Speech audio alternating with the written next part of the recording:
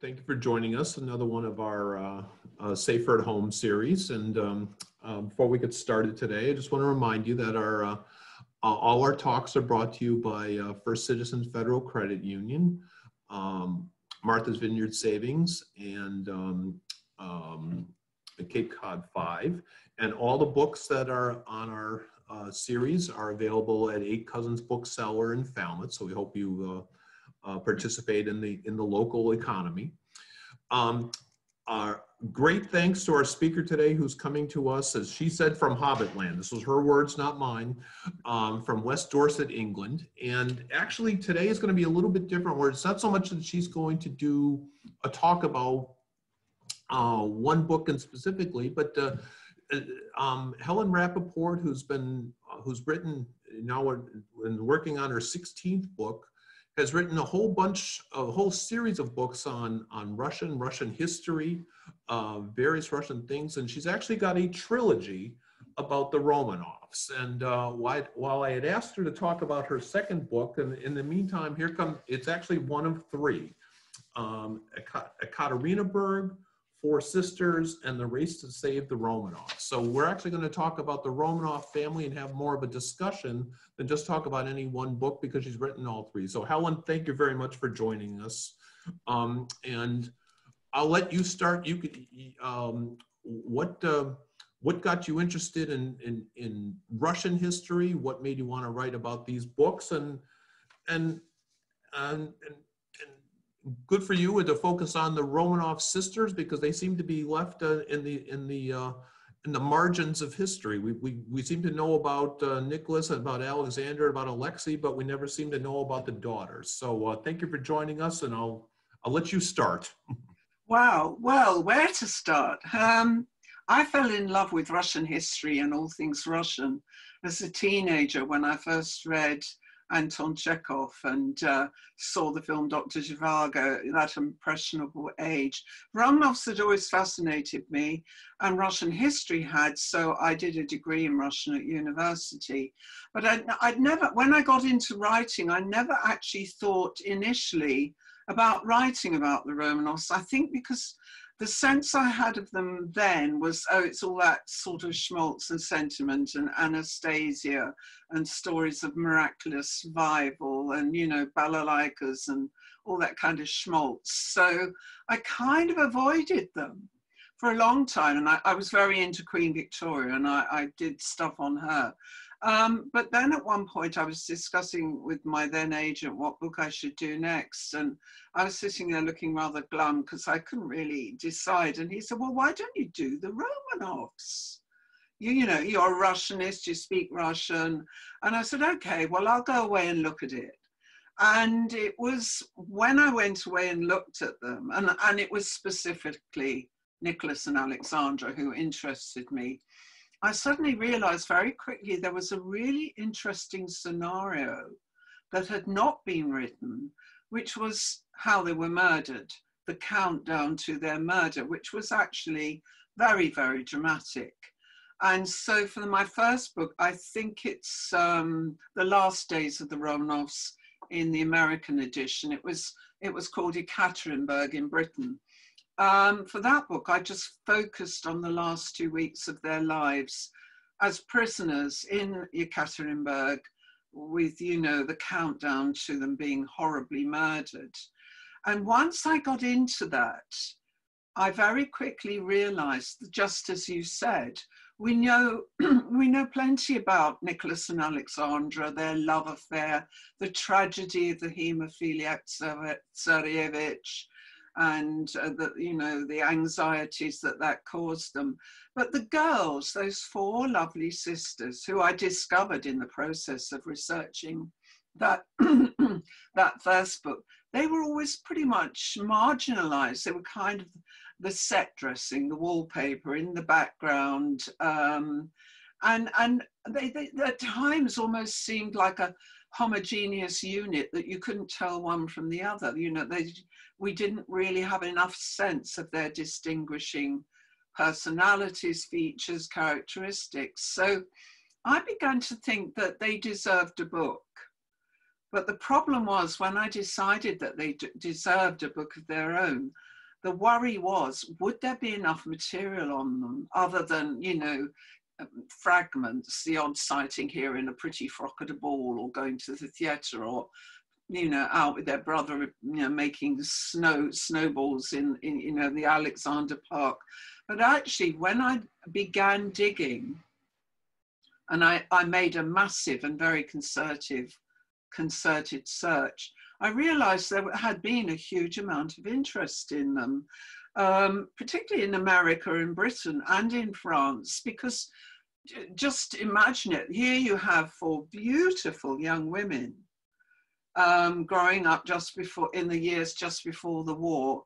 And it was inevitable even then, as it is now, there was this curiosity about royalty, particularly young and attractive royals.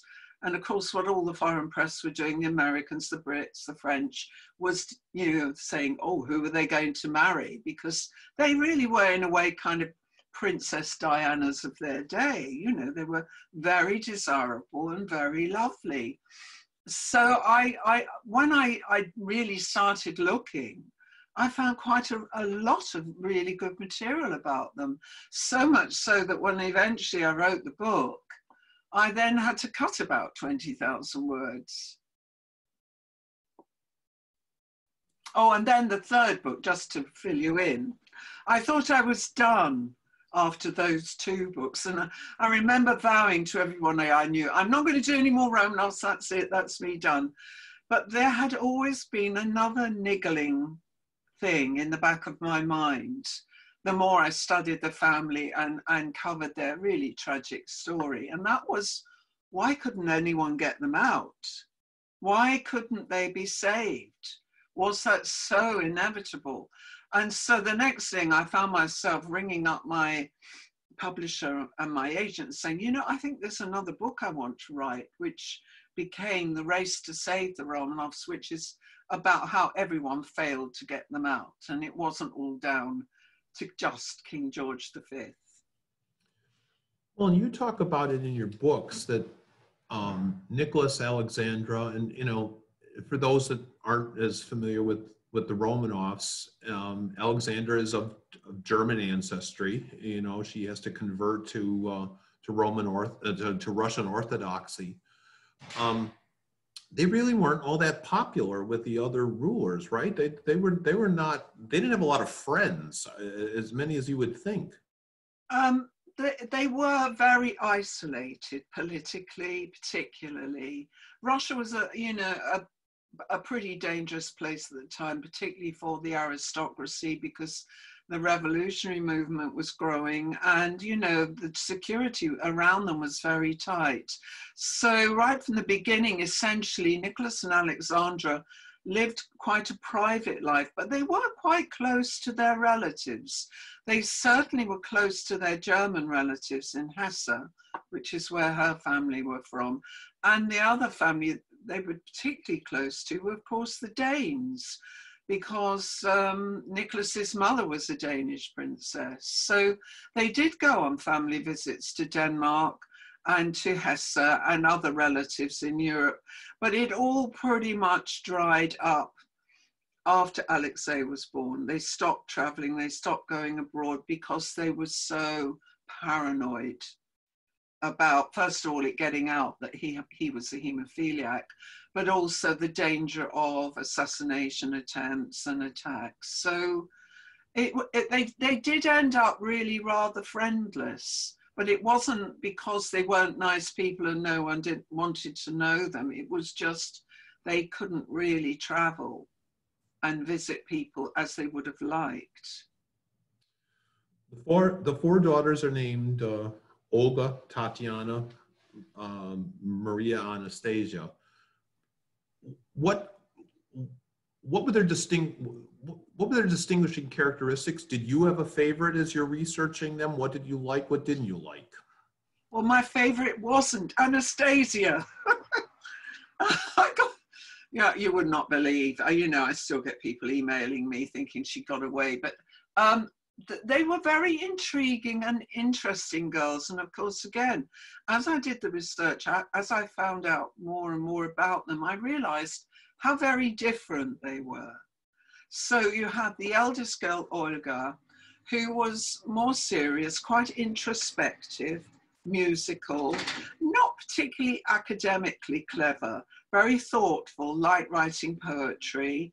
But she had the weight of responsibility as the eldest of having, by default, set an example to her younger siblings. So there were times she got fed up with that and kicked over the traces. And also, as she grew older and became a teenager, she became quite hormonal and temperamental and had a few rows with her mother. She and her mother had a bit of a turbulent time, but she had, of all the girls, a weight of responsibility and also a greater awareness, I think, of the dangers that the family were in. And she was very sensitive to the fact that her father, by the time the revolution broke, was, of course, a much hated and reviled figure by everyone.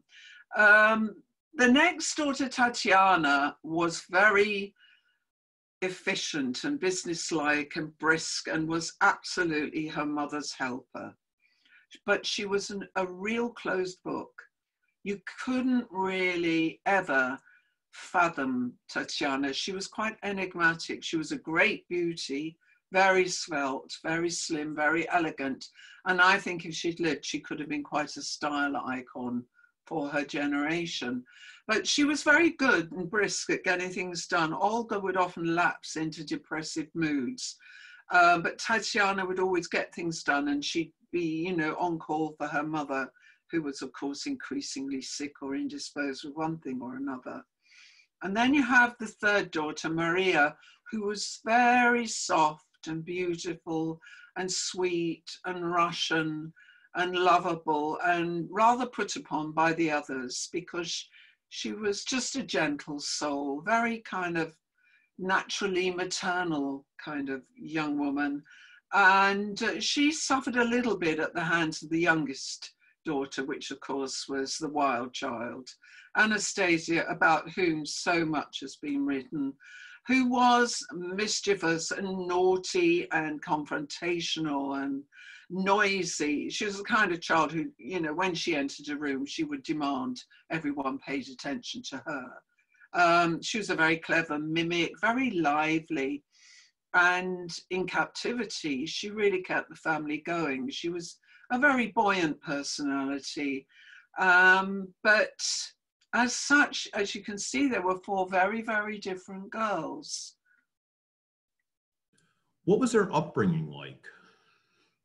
Fairly closeted in a way, because again, it all boils down to the security risk.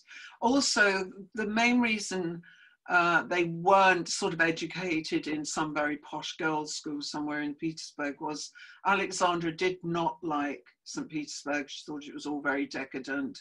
She didn't want her girls to come under the influence of the Russian aristocracy or courtiers because she thought they were all corrupt and a bad influence. So fundamentally, the girls were educated at home. And in fact, she didn't really even hire governesses as such. She had 2 or 3 trusted ladies in waiting who went and accompanied as chaperones to the girls. And they hired in various tutors who taught them, to whom the girls became very attached. Sidney Gibbs, their English teacher, Pierre Gilliard taught them French. They were terribly fond of Pyotr Petrov, who taught them Russian history and Russian grammar.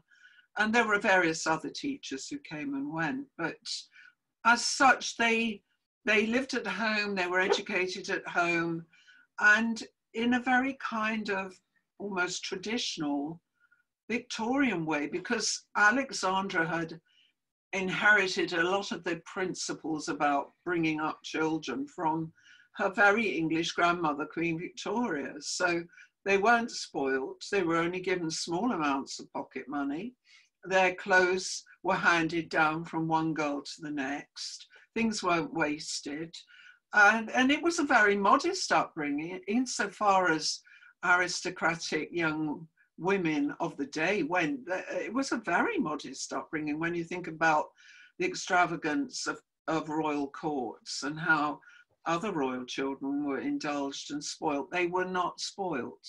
And I think that's one of their very strong qualities. How would you rate Nicholas and Alexandra as parents? Well, they were very hands-on. This is an extraordinary thing. You look at the history of aristocratic families in this period, and especially monarchs, and it boils down to the old cliche, children would be seen and not heard, especially the children of kings and queens. So the parents were extraordinarily hands-on, first of all, because the girls were educated at home, so they would see their parents every day. And also Nicholas, quite extraordinarily, was the most loving and engaged parent. He worked very hard. He was always busy, he had state papers and meetings and this, that, and the other. But he always found time every day to be with his children. He was a great advocate of fresh air and exercise. So he would find time late morning or late afternoon to go out in the Alexander Park with the children to ride bicycles or go kayaking. In the winter they'd build snow mountains. He was very physically active. So the children all were very physically active. And there was nothing he liked better as pater familias than in the evenings, sitting down with his family and reading aloud to them. And that became a kind of Romanov habit right to the very end in their captivity. Nicholas would still sort of sit and read to the family. But he was extraordinarily engaged and involved with his children and very, very loving. And they adored him.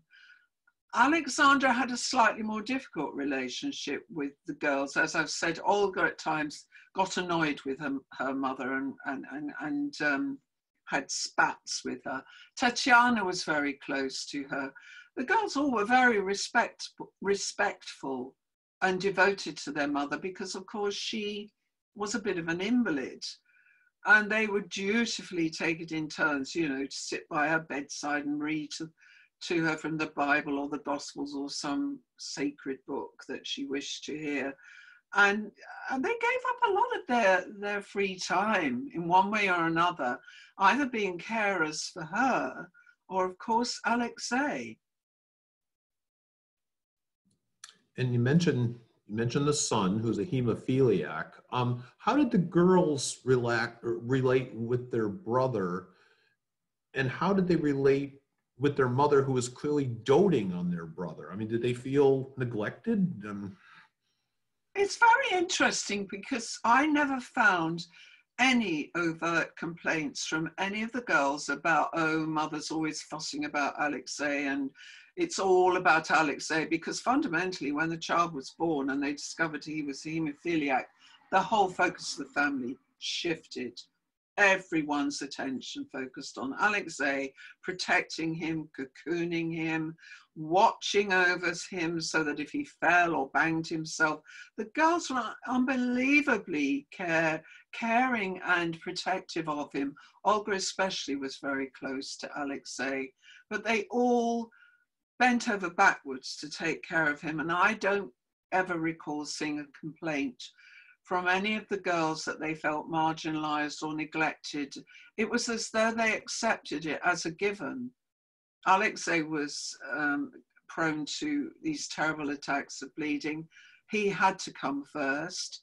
Their mother was a semi-invalid. So, likewise, she too had to be given priority. They're incredibly devoted. Did they ever contemplate leaving Russia? I mean, were they interested in getting married and forging lives of their own, or was it more the duty of being a good daughter, good sister, good princess?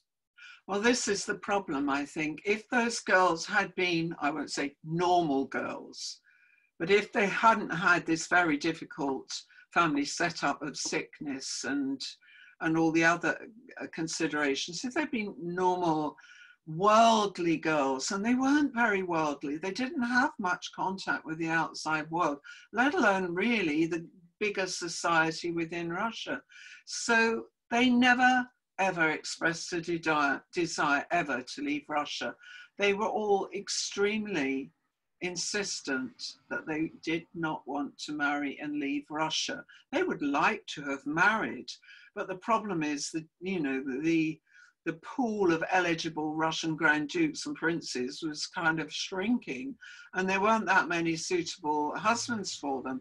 And I think what was already happening by the time war broke out, Olga, you know, should have been married off by then. Most Russian princesses, and in fact, European princesses especially, once they turned 16, the parents started thinking about marrying them off. And by rights, Olga should have been married by the time war broke out, and then Tatiana not long after. But firstly, the girls did not want to leave Russia. And secondly, they were very devoted to their family, to their parents. And they ideally wanted to find partners and stay in Russia.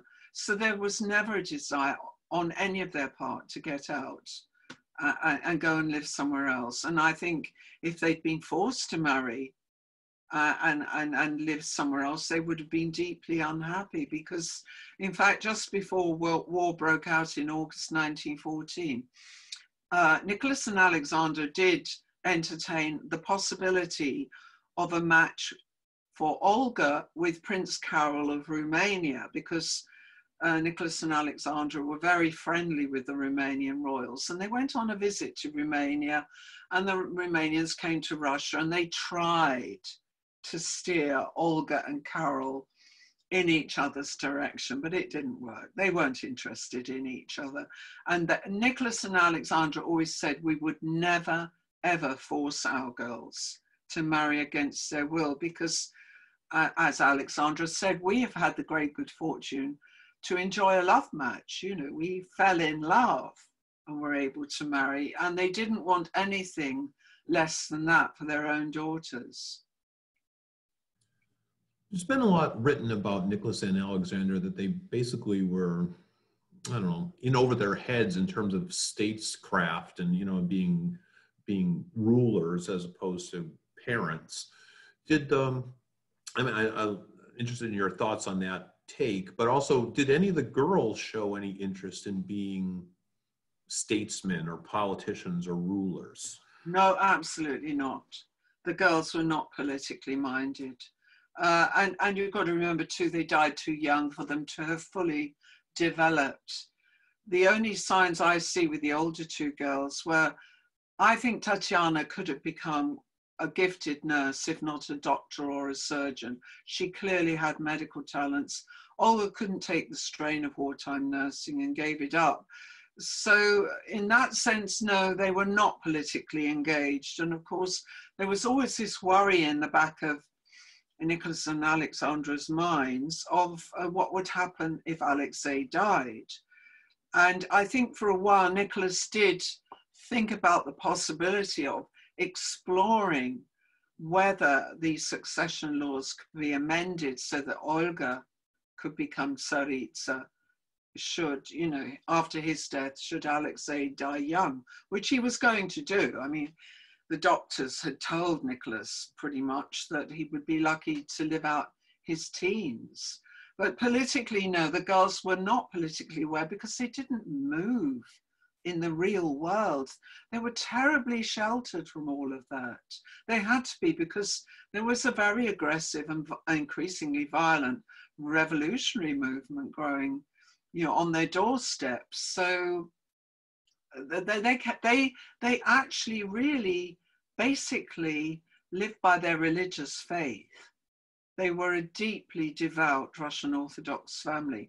It was their religion that they cared about that guided them, not an interest in politics in any way.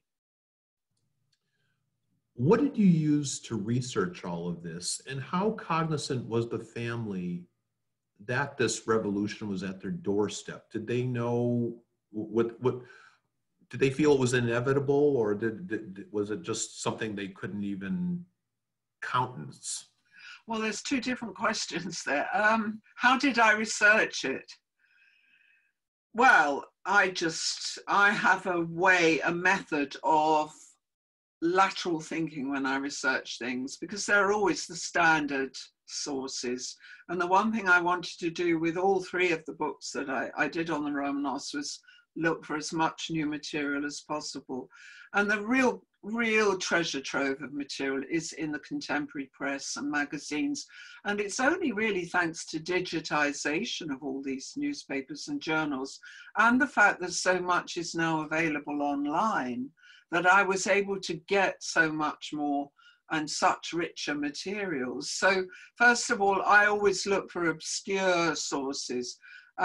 The press, the magazines of the day, that's where I found an awful lot on the girls. But then you've got to search. I do a massive amount of searching online through archives for journals, for memoirs, unpublished documents in archives.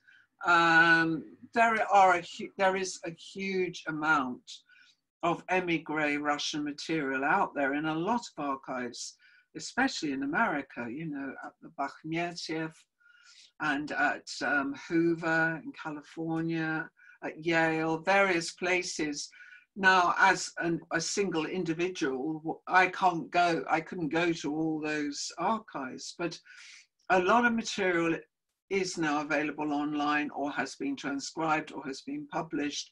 And when I really needed something really important, for example, I needed something from the archives in Atlanta, the university in Atlanta, I tracked down a postgraduate student there, and she went and did it for me. So it's a combination of doing it yourself, a lot online, and also traipsing around, sitting in archives, which I have also done, like the Royal Archives, the archives at Oxford University and various other places. So that's how did I do it. Now, I can't remember what the rest of the question was. Were they cognizant that revolution was at the doorstep? Yeah. Were they aware of what was coming? Right. This is interesting because I wrote another book called Caught in the Revolution, which was a study of Petrograd in 1917, describing the run-up to the February and then the October Revolution. But it was taken from the point of view of the foreigners who were in the city at the time, because there was a big English colony, British colony. There was also a considerable American colony. And I wanted to see, what were the foreigners thinking? They were kind of watching events from the other side of the street. They could see it coming. And what's very fascinating about it all is the extent to which Nicholas and Alexandra were in denial, while all around them, the diplomats, particularly the British ambassador, Sir George Buchanan, was begging the Tsar, do something before it's too late. You're on the edge of the precipice. There's going to be a revolution. It's all going to fall apart. Most of the Romanov family knew it was falling apart, which is why they really got very anxious about Alexandra trying to run the show during the war, because she was awful and incompetent. And it reached a point where the Romanov family themselves were so horrified at what was coming. They could see revolution writ large everywhere. And they might actually have usurped power from Nicholas and Alexandra had the revolution not actually intervened when it did. So everyone was warning Nicholas, but he was very stubborn, very narrow. He was terrified of change, terrified of political upheaval, terrified even of compromise. And so he stubbornly kind of dug his heels in, made a few kind of token improvements by introducing the Dumas and then shutting them down almost as quickly. But as such, he never did enough. It was just little token gestures. And everyone was sitting there in Petrograd, all the diplomats saying, well, when's it going to happen? Because it's going to happen very soon. In your third book, The Race to Save the Romanovs, is it that fear of extended revolution, why other countries did not take them in exile?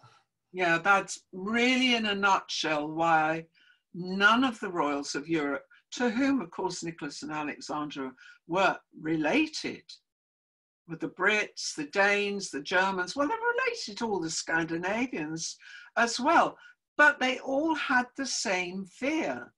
If we take in Nicholas and Alexandra, there'll be such a backlash because remember, by the time of the revolution, Nicholas was the bloodstained Tsar, the bloody Tsar, because of the big protest march in 1905, where the Cossacks had run down peaceful demonstrators and lots of people had died.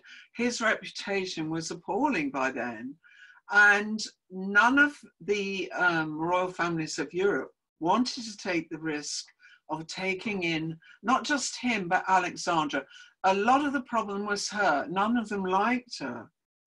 And it's a sad but true fact that she was a very difficult, prickly, standoffish woman. And none of her relatives really liked her. They found her difficult to get on with. And of course, the other issue, which was a real political problem during World War I, was that she was a German, which was in a way compromising for the Brits to take them in because she was German by birth, even though she was violently pro-Russian and a devout Russian Orthodox believer. Nevertheless, by birth, she was a German. Britain was fighting the Germans. That was another complication, as it were. Basically, they were a hot potato no one wanted to handle. So everyone passed the buck round everybody else until at the very late in the day, dear old King Alfonso of Spain, who was more distantly related to them than the Northern European royals, he came in at the 11th hour and tried to intercede and begged the Pope to help. But by the time he got the ball rolling with his intercession, they'd already been murdered. So there was a collective failure to help them. But as I argue in the book I wrote, The Race to Save the Romanovs, in the end, there were so many logistical problems about getting the Romanovs out of Russia. I don't think anyone could have got them out anyway. It was just too complicated, too difficult, and the distances were vast. Somebody typed in a question here that he had read that Alexandra identified herself as British. Would that be true? Would she identify herself as Russian, German, British? How? Because she certainly. Well, yes, because her mother was Princess Alice. Yeah. Her mother was the Queen Victoria and Prince Albert's second daughter, and Alice had been married off very young to Grand Duke. Well, he wasn't Grand Duke then, but Louis of Hesse. But essentially, as I said earlier, she had a very English. Victorian English upbringing. After her mother died tragically young, Queen Victoria kept an eye on Alexandra and her three sisters over in Hesse, and they often visited her. And she very much came under the influence of Victoria and Victoria's values and did it. Yes, she did consider herself as English as she was German. And the other interesting thing to note is that Nicholas actually spoke beautiful English. Like a toff. So he was quite an Anglophile. Did that extend to the girls too? I mean, how did they identify? Oh, the girls, I think, were much more Russian because they hadn't had the time out of Russia. And the only time, of course, that they actually got to see England, albeit terribly briefly, was on that visit in 1909 to the Isle of Wight, when they sailed in on the Imperial yacht, the Standard. But because of the terrible security risk, they were all petrified that Nicholas might get assassinated. They basically stayed on the Imperial yacht, and King Edward came out to meet them on his British royal yacht. And then they had that brief visit to Barton House on the mainland. The girls went shopping in East Cowes and were terribly sweet and modest and bought postcards, but they were so innocent. They had no real awareness or chance to get to know the outside world. And I don't know that their English was particularly good. It probably was, but very heavily accented Russian English, because Alexandra spoke English with the children. When they were together on their own, they spoke Russian with each other, and they tended to speak Russian alone with Nicholas.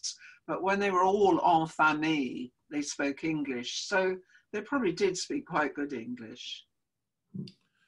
We know there's a lot of rumors, innuendo, mysticism, all that go around with the family.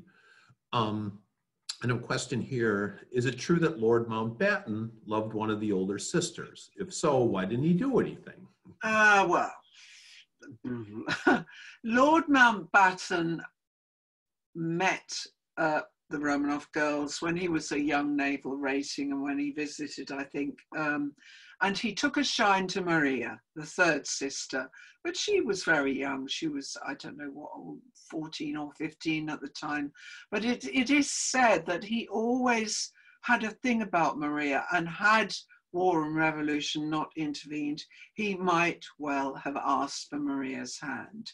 And the other thing it is said is, to his dying day, he had a photograph of Maria, a framed photograph, in his personal rooms on the mantelpiece. So he had a soft spot for Maria, but there really is very little to go on beyond that. Question Oh, here. I should actually add, which is quite interesting.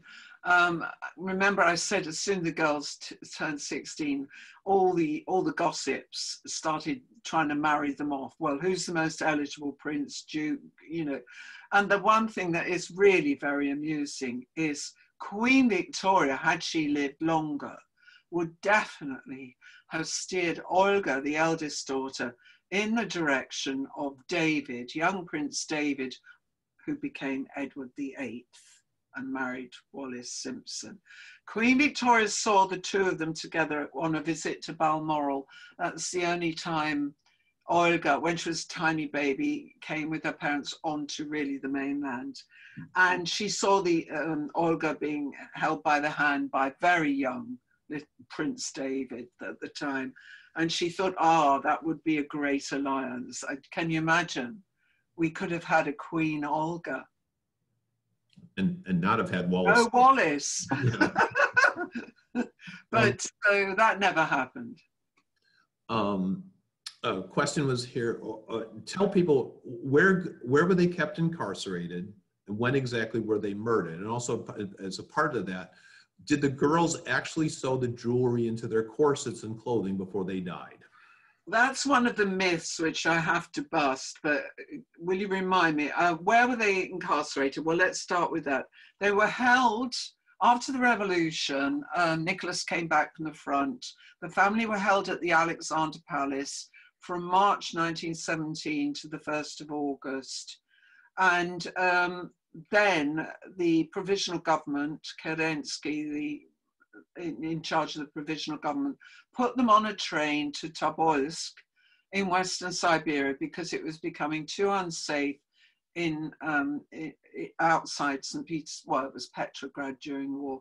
It was too unsafe to carry on there because the revolutionaries might have stormed the palace and murdered them all. So they were taken to a house in Tobolsk in August 1917 and remained there right through that winter. And in April 1918, at the end of April, the family were moved in two groups, but the first group, Nicholas, Alexandra and Maria, was sent on ahead to Ekaterinburg because, again, Tobolsk was no longer a secure place, even though it was pretty remote. In fact, in winter, all the river waterways surrounding the city were frozen. It was inaccessible, but nevertheless, they moved them to Yekaterinburg. Now, Yekaterinburg, which was also in the Urals, at the foothills of the Ural Mountains in Western Siberia, was a hotbed of Bolshevik agitators, supporters. It was a very strongly pro-Lenin, pro-Bolshevik center, and they had more loyal Bolsheviks and agitators there who could help guard the family. And they were held in what was known as, well, it was a place called the Ipatiev House, but it became known by this very sinister sobriquet of the House of Special Purpose, because the special purpose, of course, was, you know, to murder them, to finish them off. And so pretty much from the time they arrived there, at the end, it was the end game.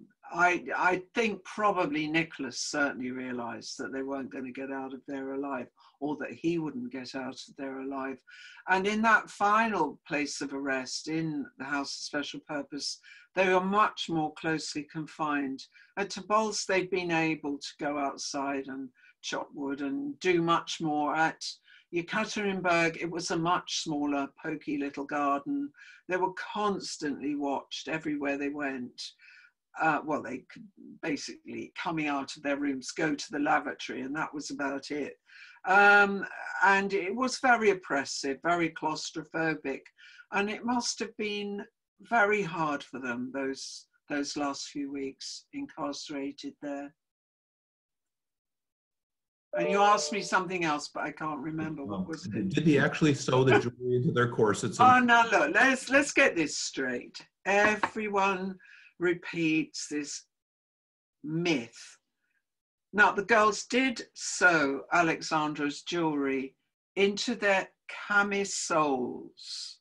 They didn't wear rigid corsets. They had these kind of satin camisoles. What happened when they were in Tobolsk and they were not so closely watched? The only insurance policy Nicholas and Alexandra had for any future life was her jewelry that they'd been able to bring out from the Alexander Palace with them. And they knew that once, as soon as anyone got their hands on it, that would be it. They'd have nothing. So during that winter at Tobolsk, Alexandra and the girls quietly sewed her strings of pearls, her jewels, in lines into the girls' camisoles. They concealed large stones as buttons. They sewed things into hats, into the hems of skirts, you name it. Even Alexei's little sailor hats had stuff hidden in them. This was all they would have that they could cash in, you know, to support themselves. Now, when they were murdered, there's this stupid story that began circulating that these camisoles that had mainly pearls, actually, because Alexandra loved pearls and she had lots of very long strings of pearls, that these acted as some kind of flak jacket and the bullets bounced off. It's nonsense. It is absolute nonsense.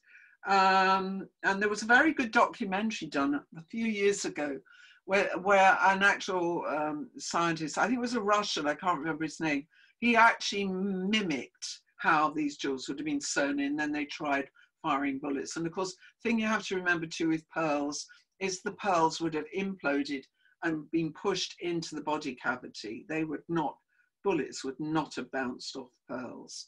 So that is an absolute myth. The reason the girls weren't killed immediately was because the killers were so incompetent. It's as simple as that. And there was chaos and panic and noise and fumes and smoke and a dark little room in the middle of the night. So it's actually surprising how easy it is for untrained killers to cock it up, basically, and make a hash of it, make a complete hash of the killing. It was dreadful because it was so botched. Well, and there's people who still think that Anastasia is alive. Well, she'd be very old now. She'd be 119. I've resisted the temptation, but I have to ask you about, of course, the mythological, almost mystical figure of Rasputin. Where does he figure into all your stories, and to what did you think of him? What was your takeaway? Well, this is, you know, there are two people I hate getting asked about. One's Anastasia and one's Rasputin, because I'm so sick of the exaggerated stories. But I know I quite accept that people want to know. As far as I'm concerned, from everything I've read about Rasputin. He's probably one of the most vilified, demonized men in history. The character assassination of Rasputin was astonishing. It was aggressive, obsessive. He was absolutely slaughtered, vilified in these hideous pornographic cartoons drawn of him and Alexandra, and I won't go into that. I mean, the salacious stories told about Rasputin. And the reason it happened, the reason he was so demonized, was the Romanov family and the Russian aristocracy despised him because he was one of the very, very, very few people that Nicholas and Alexandra trusted. And he had an in to their family and to their, you know, to see them, to talk to them, that many of the Romanovs themselves, the wider family, didn't have. But I fundamentally think his primary role for Alexandra and Nicholas was not so much about Alexei. That's been so exaggerated and misinterpreted. It was as a wise guru. He was their spiritual advisor, because first and foremost, Rasputin was a holy man. Now, he wasn't a monk, he wasn't mad, he'd never been in a monastery. He was like a wandering pilgrim lay preacher. And he was mystical and wise and a very, very kind of devout in a kind of almost old believer style. And Nicholas and Alexandra took great comfort in just talking to him about spiritual matters. And when they saw him, more often than not, it was to do that. It was to talk about God and religion and their faith. And it just so happened that Rasputin also had some kind of healing powers.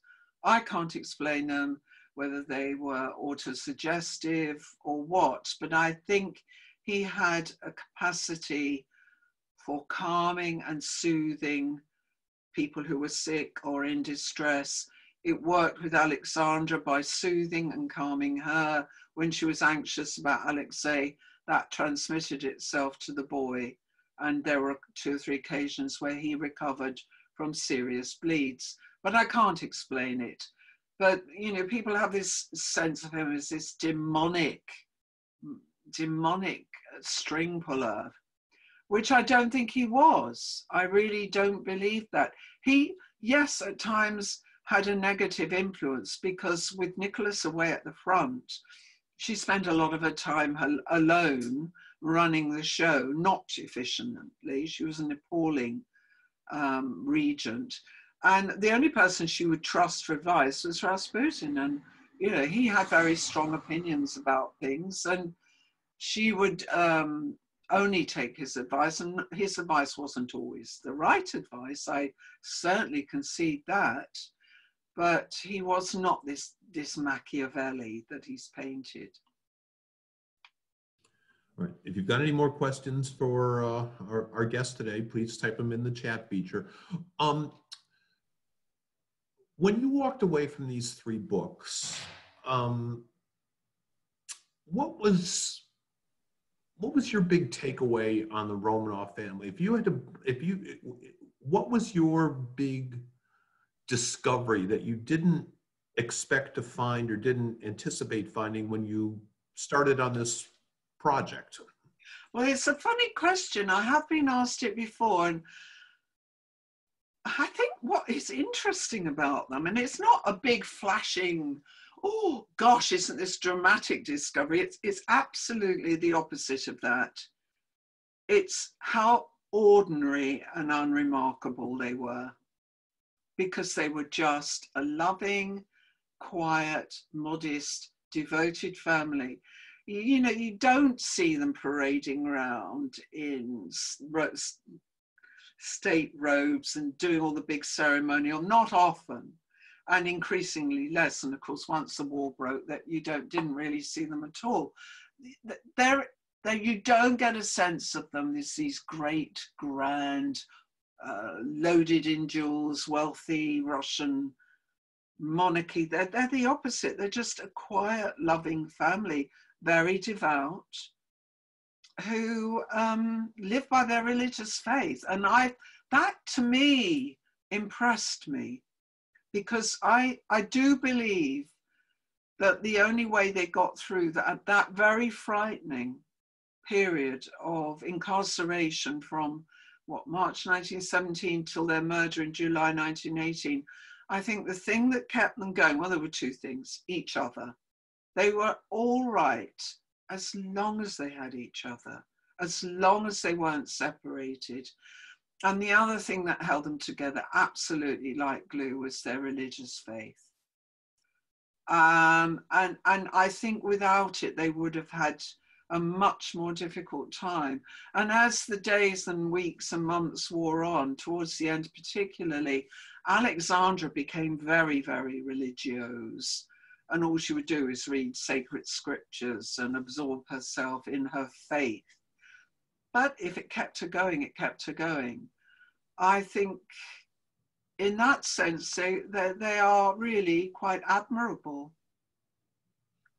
Were there personalities, not necessarily last name Romanov, that you really found yourself liking or disliking as you're learning more about them? Sorry, wait, about who? Were there, as you're researching the family and you're writing about them, were there other ancillary characters that you really learned to like or not like, that said, well, I really want to know more about him or her? Yeah, there were one or two figures within but you've got to remember they had a very narrow circle of friends, a very narrow circle even of retainers. Alexandra had maybe two or three very trusted ladies in waiting, and then there were one or two relatives who came and went, but the vast majority of the Romanov family, they had quite a distant relationship with.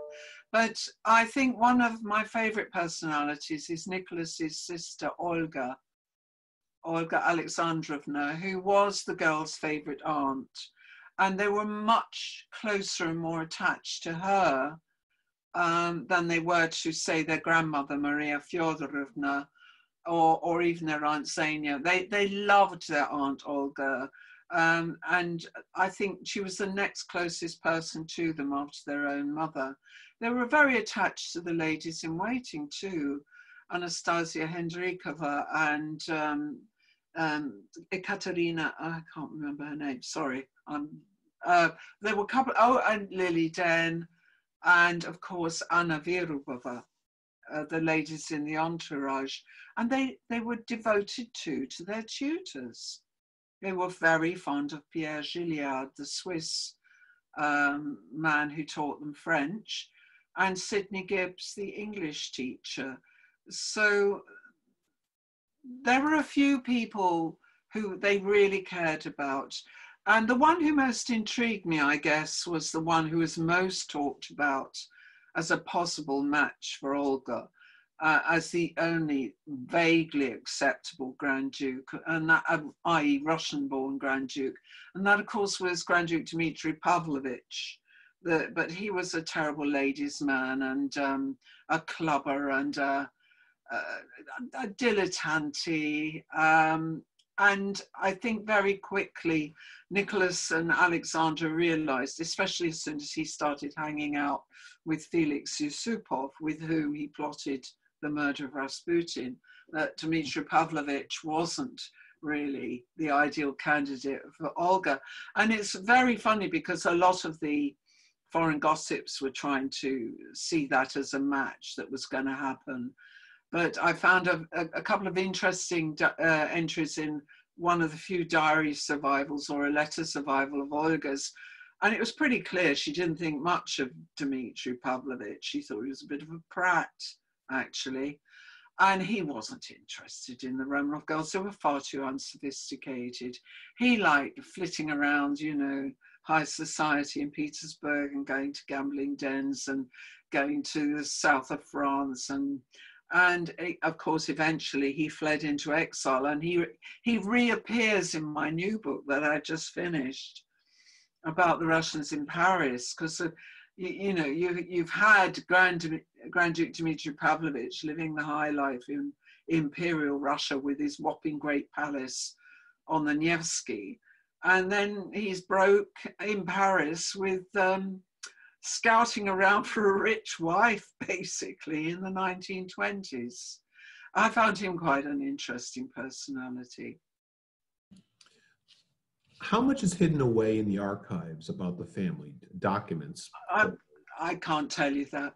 In terms of things hidden away, well, what happened was the Romanovs essentially were a banned subject throughout the entire Soviet era. Stalin especially banned all and any discussion of them. Then after 1991, now before 1991, in the period when Robert K. Massey wrote his classic account of Nicholas and Alexandra, he had virtually no access to any of the important sources after they were taken off really to Tobolsk. He had very, very patchy material for the end of their lives. And it's a lovely book, but that's one reason why I wanted to write Ekaterinburg, because I wanted to fill in the bit where Robert K. Massey really stops. So there was very, very little available outside Russia at that time. But after 1991, when the Soviet regime collapsed, there was this brief opening of the archives in the 90s, where a lot of material relating to the Romanov murders, like interviews with some of the killers, documents relating to the ends of their lives, material, family papers in the state archives were released. Quite a lot of stuff was published. And in fact, by the time I wrote Ekaterinburg, when I was researching that in 2006, 2007, I had access to practically all the material I needed. The most important stuff had been in the archives at Ekaterinburg, which had been renamed Sverdlovsk after Sverdlov, Lenin's right-hand man. And that archive had been pretty much inaccessible, but that was opened up in the 90s. So you get an absolute rush of fantastic material actually was published in Russia. And since then, a lot more of it has gone online. All the documents pretty much relating to the period of their captivity and murder are now quite easily accessible. But of course, the one thing everyone wants to find, which doesn't exist, is a piece of paper signed by Lenin saying, yes, go ahead and kill them. But of course, he covered his tracks and that will never happen. So and of course, the other thing is a lot of material, really rich material about the Romanovs came through the Russian exiles who left Russia, took material with them, wrote their memoirs when they got out of Russia. So there's a huge amount of really good stuff published in the diaspora, in Europe, in America, in the years since. So it's much easier now to write that story than it was when Robert K. Massey wrote his book in the mid-60s. Are there any signs of the family's exile in Siberia? Or they've been? Everything's being lovingly restored in Tobolsk. The house in Tobolsk, the governor's house in Tobolsk, which was in a pretty dilapidated state for a long time, has been beautifully restored and is now a museum about their captivity.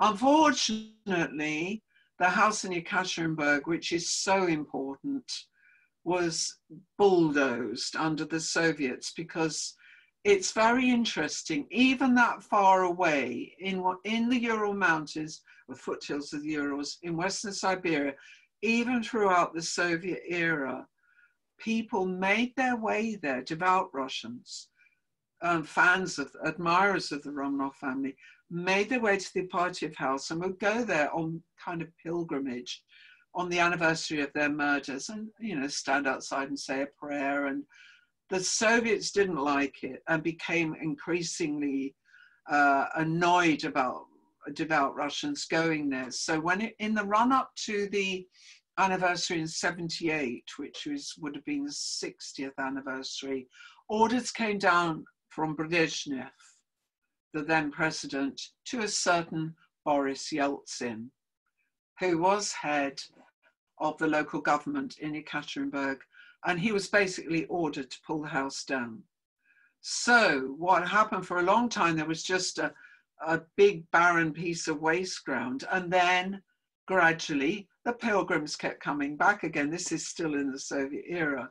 So eventually what happened after 91, when communism fell, one of the very first things that was planned was to build a great commemorative Russian Orthodox church, cathedral, on the site of the Ipatiev house. So in recent years, I've heard that there is even talk of them wanting to reconstruct an exact replica of the house. Obviously, you can't do it where the cathedral is because that is on the site. But the Church of the Spilled Blood, the Church on the Blood in Ekaterinburg now is a world center for the commemoration of the Romanovs. Enormous numbers of pilgrims go there every July 17 to remember the Romanovs and stand all night through this very, very long vigil. And it's an extraordinary moment. It's an extraordinary experience. I wasn't able to go for the anniversary, for the 100th in 2018, but I was there in 2007 researching my book, actually in Yekaterinburg, and I went to the all-night vigil on the anniversary of the murders and just stood there for hours with all the pilgrims, and it's just an incredible experience.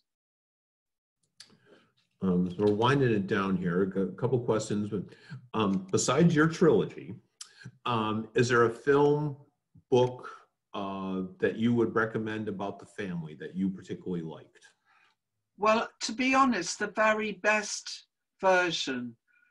There have been lots of documentaries and films. Okay, there was a Hollywood film about Nicholas and Alexandra based on Massey's book in the early 70s. That's not bad. There's also was a BBC 3 or 4 part drama called The Lost Prince. You might have had it on PBS, which was about the Romanov visit to Cowes and that moment with the British royal family. But it was actually the setting behind the story of Prince John, the disabled younger son of George V, who was sort of hidden away. That has a bit of Romanovs. The very best account of the Romanovs still is a Russian film called Romanovi Vencenosnaya Semya. I'm not quite sure how you translate it. It's the Romanovs, a crowned family, an imperial family. And I know there's a subtitle version on DVD. I'm sure you can get it. But that still is the best representation of them.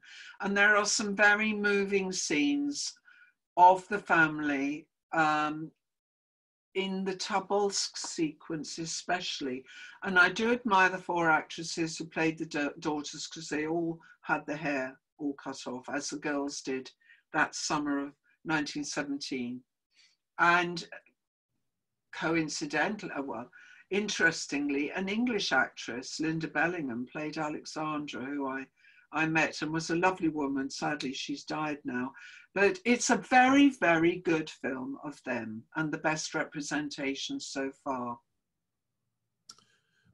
We said at the top of our talk, you mentioned that you were working on 2 books simultaneously. You just mentioned one.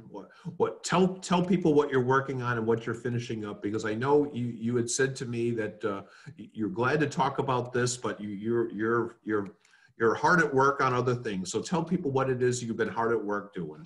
Well, I've written. Well, this is the awful irony of lockdown. I've been incredibly productive and creative. Isn't that a ghastly thing to have to say? Thanks to a pandemic, I've written 2 books in a year. But you see, I live in the countryside, me and the dog. What am I going to do? I've got my head, my work, my books. It's been fantastic in that sense that I have been so focused. So I wrote, now this title is the one my American publisher's given me, After the Romanovs. Russian exiles in Paris from the Belle Epoque through revolution and war. And basically it's an account of Russians in Paris from the turn of the 1900s, when they were all going there spending money like water, you know, through Diaghilev and the Ballyroos. It goes through kind of Proustian Paris into the war, revolution, and then suddenly you get many of these wealthy aristocrats fleeing back to Paris penniless. And it's the story of the emigres coming back to Paris in those interwar years, not just aristocrats. I write about all kinds of Russians, a lot of artists, writers, musicians, all sorts of people. Many of them lived in desperate poverty all those years in Paris. And then, of course, a lot had to flee again when the Nazis invaded in 1939, and then they took Paris in 1940. So it covers that period. My publishers made me call it after the Romanovs because Barnes and Noble call the shots in America. And it has to have the magic word Romanovs somewhere. Well, good luck with that. Thank you for taking the time. I know you've been frantic with this, so I really appreciate you taking some time to talk with us about these books. It's been great. I'm glad that your dog got to spend a little time with you, and he was very well behaved. He's gone in her bed. You were worried about very good. Yeah. So thank you for doing this. Congratulations on the new book. This has been great. Sincerely appreciate you taking the time. Thank you everybody for joining us. Stay safe and good luck with the new books. Well, it's lovely to catch you all in Cape Cod. I wish you all well, and I hope spring blossoms and blooms for you all soon. Okay. Thank you for this. Thank you, everybody. Thank you, everyone, for tuning in. All right. Good night, everyone. Bye-bye.